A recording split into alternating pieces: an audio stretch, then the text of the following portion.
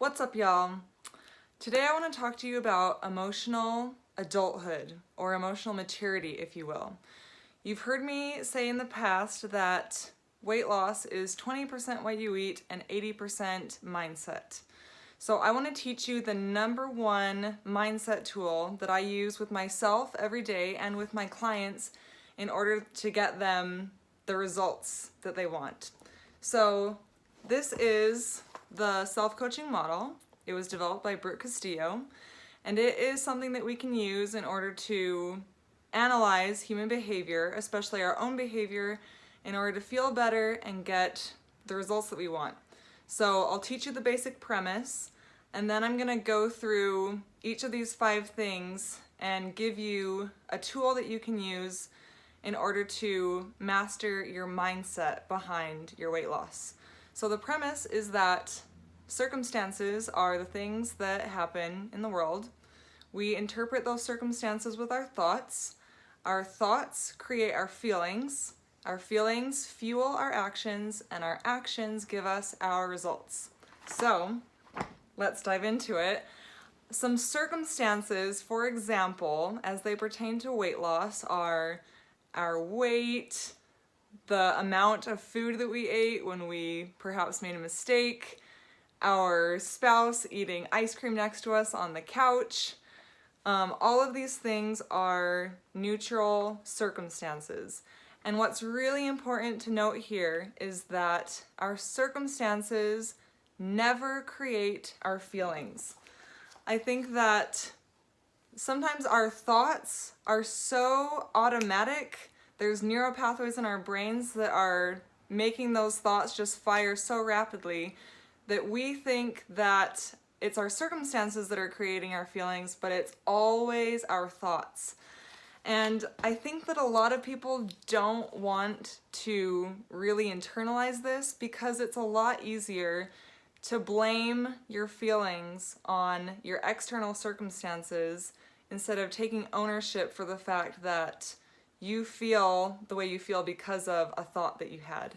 So I just want you to practice noticing this in your life. This, if you don't take anything out of this video but this, I would have you notice that it's never the words people say, it's never people, your job, your weight, your food, how many cookies you ate, the weather, debt, money. None of those things can make you feel anything. It's always your thoughts, every single time. And this is the best news that I can give you because that means that you have control over it. So that leads me to the next point, is your thoughts. So a lot of people tell me their thoughts as if they're just telling me the facts. In regards to weight loss, they'll say things like, this is just the way that my body is. I've accepted that I can't lose weight. I'm addicted to sugar. I'm a Diet Coke addict. I don't like salad. I'm not a salad person. I'm not good at cooking. I'm not good at meal prep. And these are all just stories that we're telling ourselves. I can't take a blood test and be like, oh yeah, you tested positive for not good at cooking. Like, that's not a thing. So thoughts are not facts. And you can believe whatever thought serves you the best. And it takes some time because, again, our thoughts are, our brains kind of have them on default because it's easy to think the thoughts that we've always been thinking. But you can train your brain to think different thoughts. And it takes some time, and sometimes it takes some coaching from someone like myself, but you have the power to change your thoughts. They are optional, they are not facts. We can't take a blood test to confirm that you're not a salad person. All those thoughts are optional. Okay, number 3 is your feelings. We are not in touch with our feelings anymore. A lot of us are not. We would rather avoid our feelings. We would rather resist them. We'd rather use willpower. We'd rather put something in our mouths when we're not hungry than feel our feelings. And the reason why this is harmful is because it's kind of like pushing a beach ball underneath the water. If you put a lot of force on that beach ball and you push it under the water, you're gonna run out of steam after a while, and what's gonna happen is that ball's gonna come shooting out of the water, and you're gonna have kind of a reverse reaction in the opposite that you don't want to go. So what I see this a lot is with eating well. People will say like, okay, my diet starts tomorrow, starting Monday, I'm gonna be perfect.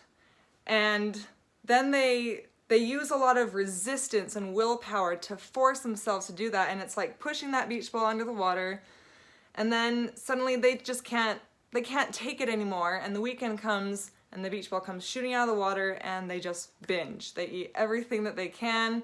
They just figure this is too hard. And the reason why it's too hard is because you're using a lot of resistance.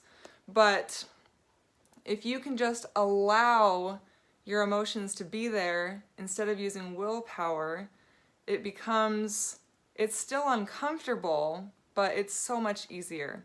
And I'll do another video on that in the future. That's a whole nother topic, but a big part of emotional maturity is learning how to feel our feelings, not to avoid them, not to use willpower, not to resist them, but to just feel them and process them and allow them to be there. Okay, number 4, actions. To relate this to feelings, just like I said, I see a lot of people forcing action and just focusing completely on the action without addressing their mindset at all. But if we look at this again, we see that our actions are fueled by our feelings, which are created by our thoughts.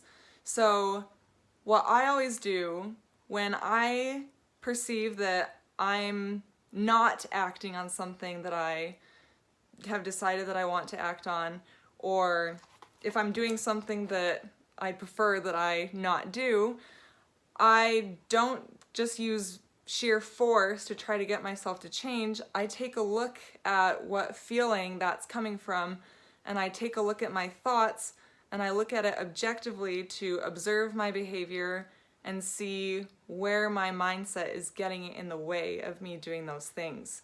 So I take ownership of my actions, and I also recognize that I don't have to feel like doing something in order to do it. Motivation feels really good, it feels really compelling, but most of my actions are actually fueled by commitment. And commitment doesn't feel as good as motivation. It feels kind of like, oh my gosh, I don't feel like doing this, but I promised me that I was going to do it, so I'm going to do it anyway. It takes a lot of emotional maturity to be able to do that. And then number 5, our actions always lead to our results. So again, taking ownership for our results. However much you weigh, the food that you ate, how much money is in your bank account, your relationships, all of those are results that you created with your actions. And again, that is very good news because that means that you can have different results if you want them. The future is your personal property. And this has been an amazing tool that I've used in order to get different results in my life and in the lives of my clients, and to just develop more emotional maturity. So again, an overview of what we talked about. So your circumstances do not create your feelings. Your thoughts are not facts. They are optional. You can believe whatever you want. Your feelings are meant to be allowed and not resisted. Your actions, you can take ownership for those, and you can act even when you don't feel like it. And then your results, again, the future is your property.